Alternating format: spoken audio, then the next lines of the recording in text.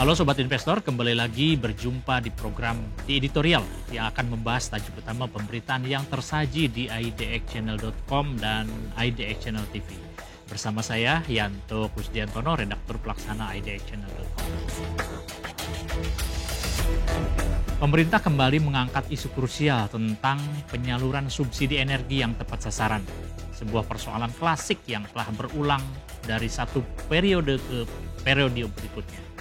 Kali ini Kementerian Energi dan Sumber Daya Mineral (ESDM) menggandeng Badan Pusat Statistik atau BPS untuk melakukan perombakan besar-besaran terhadap mekanisme penyaluran subsidi bahan bakar minyak atau BBM. Kemudian juga subsidi liquefied petroleum gas atau LPG dan subsidi listrik. Langkah ini dimaksudkan untuk memperbaiki kelemahan mendasar dalam sistem lama yang selama bertahun-tahun gagal memastikan subsidi benar-benar dinikmati oleh kelompok masyarakat yang berhak.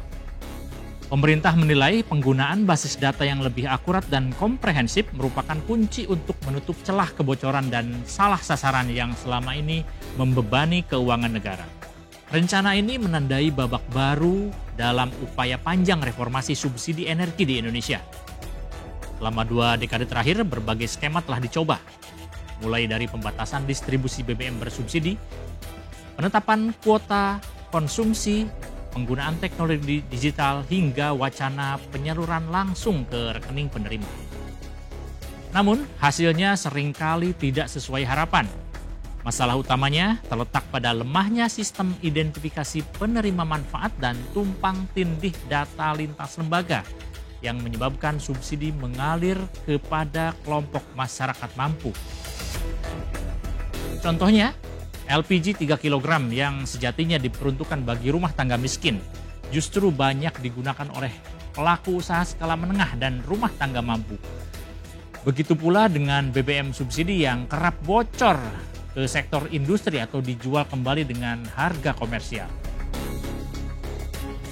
Isu ketidaktepatan sasaran subsidi ini bukan hal baru. Sejak awal tahun 2000-an, subsidi energi telah menjadi komponen terbesar dalam belanja negara. Pada masa pemerintahan Presiden Susilo Bambang Yudhoyono atau SBY misalnya, pemerintah sempat memberlakukan kebijakan pembatasan konsumsi BBM bersubsidi dengan harapan dapat mengendalikan beban APBN. Namun, kebijakan tersebut justru menuai protes luas dan implementasinya terbentur pada lemahnya pengawasan di lapangan. Selanjutnya, di era Presiden Joko Widodo, pemerintah mengambil langkah drastis dengan mengalihkan sebagian besar subsidi BBM menjadi subsidi tetap. Kebijakan ini sempat menurunkan beban fiskal secara signifikan, tetapi permasalahan penyaluran LPG 3 kg tetap menjadi pekerjaan rumah yang belum tuntas. Berbagai inovasi juga pernah diuji untuk memperbaiki sistem distribusi subsidi ini. Pada 2018 hingga 2019 misalnya, pemerintah meluncurkan program uji coba pencatatan konsumsi LPG berbasis database terpadu. Pertamina bersama Himpunan Wiraswasta Nasional Minyak dan Gas Bumi atau Hiswana Migas melakukan pendataan konsumen melalui sistem pendaftaran ulang. Namun banyak masyarakat yang belum terjangkau. Sementara itu, penggunaan teknologi point of sales atau POS di SPBU dan pangkalan LPG juga menghadapi kendala teknis, terutama di daerah terpencil. Selain itu, ada pula rencana penyaluran subsidi berbasis kartu identitas dan rekening bank. Namun, implementasinya berjalan lambat karena keterbatasan data dan koordinasi lintas kementerian. Kegagalan demi kegagalan tersebut menunjukkan bahwa persoalan penyaluran subsidi tidak semata-mata soal instrumen teknis, tetapi juga terkait tata kelola dan kelembagaan. Oleh sebab itu, langkah Kementerian SDM menggandeng BPS menjadi signifikan. BPS selama ini dikenal sebagai lembaga yang memiliki kapasitas dan pengalaman dalam pengumpulan serta pengelolaan data statistik secara nasional. Kolaborasi ini diharapkan dapat menghasilkan basis data terpadu yang dapat menjadi rujukan untuk menyalurkan subsidi tepat sasaran. Dengan dukungan data yang valid, pemerintah dapat mengidentifikasi rumah tangga penerima manfaat secara lebih akurat dan mengurangi tumpang tindih data yang selama ini kerap terjadi antara kementerian dan lembaga. Perombakan sistem subsidi juga relevan dalam konteks tekanan fiskal yang semakin besar. Setiap tahun, belanja subsidi energi ini menyerap porsi signifikan dari APBN. Pada periode 2022 hingga 2023 misalnya, melonjaknya harga minyak dunia dan melemahnya rupiah membuat pemerintah harus menggelontorkan ratusan triliun rupiah tambahan subsidi dan kompensasi energi untuk menahan harga BBM dan LPG di dalam negeri. Kebijakan ini memang berhasil meredam gejolak sosial akibat kenaikan harga energi global. Namun di sisi lain, justru mempersempit ruang fiskal untuk belanja produktif seperti infrastruktur dan pendidikan. Jika kebocoran subsidi ini terus dibiarkan, beban fiskal akan semakin berat dan efektivitas kebijakan perlindungan sosial akan terganggu. Tantangan lain yang perlu dihadapi adalah resistensi sosial dan politik terhadap perubahan skema subsidi ini.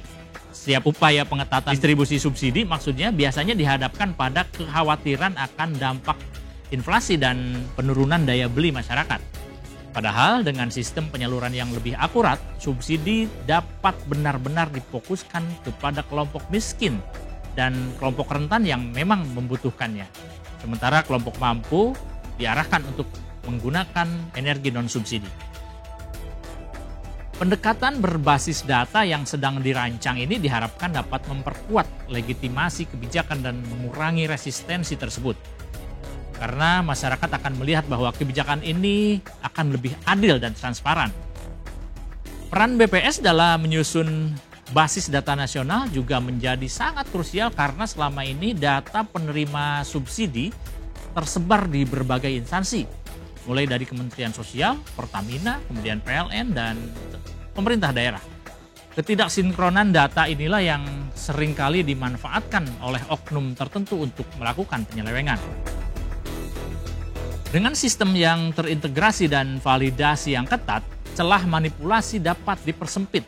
Selain itu, sistem berbasis data juga memungkinkan pemerintah melakukan evaluasi berkala terhadap efektivitas penyaluran subsidi, serta melakukan penyesuaian kebijakan secara lebih cepat dan tepat sasaran. Jika berhasil, reformasi ini dapat menjadi titik balik penting dalam tata kelola subsidi energi nasional. Subsidi yang selama ini menjadi beban fiskal yang cukup besar dapat diubah menjadi instrumen perlindungan sosial yang lebih efisien dan tepat guna. Namun demikian, keberhasilan tersebut tentunya akan sangat tergantung pada konsistensi dalam mengimplementasikannya, koordinasi lintas lembaga, serta kemauan politik untuk mengatasi berbagai kepentingan yang selama ini melekat dalam penyaluran subsidi energi. Selain itu, pemerintah juga perlu memastikan bahwa sistem data yang dibangun terlindungi dengan baik dari kebocoran dan penyalahgunaan, mengingat sensitifnya informasi rumah tangga penerima manfaat. Dengan langkah strategis ini, Indonesia semestinya punya peluang untuk memperbaiki salah satu persoalan struktural terbesarnya. Penyaluran subsidi energi yang tepat sasaran bukan hanya soal efisiensi fiskal, tapi juga tentang keadilan sosial dan keberlanjutan kebijakan energi nasional. Jika basis data yang kuat benar-benar dapat diwujudkan dan dimanfaatkan secara optimal, maka kebocoran yang selama ini menjadi momok APBN bisa ditekan dan bermanfaat subsidi benar-benar dirasakan oleh mereka yang paling membutuhkan. Demikian program di editorial edisi kali ini. Saya Yanto Kusdiantono, pamit undur diri. Pantau terus berita ekonomi, bisnis, dan pasar modal hanya di IDX Channel TV, idxchannel.com, dan media sosial IDX Channel. Sampai jumpa.